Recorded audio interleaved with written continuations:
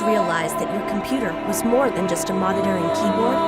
That between the mouse click and the video playing, there was something that captured your attention, understood it, and made it real?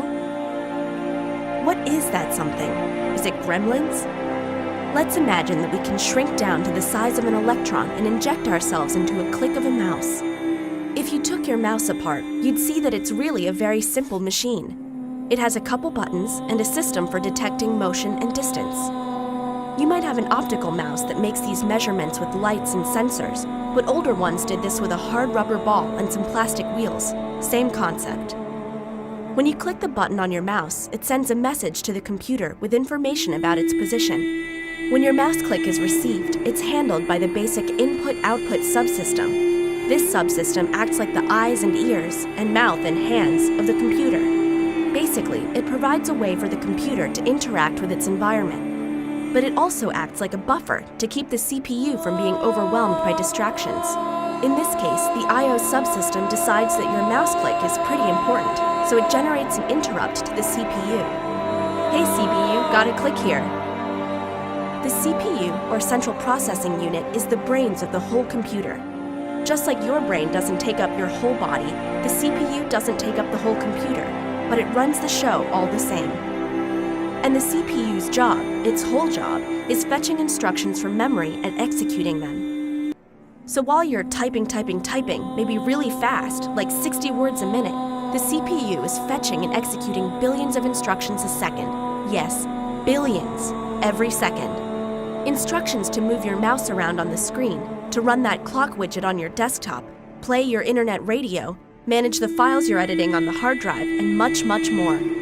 Your computer's CPU is one heck of a multitasker. But oh my gosh, there's a very important mouse click coming through now.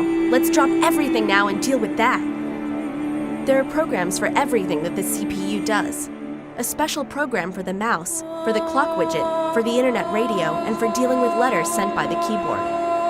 Each program was initially written by a human in a human-readable programming language like Java, C++, or Python. But human programs take up a lot of space and contain a lot of unnecessary information to a computer, so they're compiled and made smaller and stored in bits of ones and zeros in memory. The CPU realizes that it needs instructions for how to deal with this mouse click, so it looks up the address for the mouse program and sends a request to the memory subsystem for instructions stored there. Each instruction in the mouse device driver is duly fetched and executed. And that's not nearly the end of the story.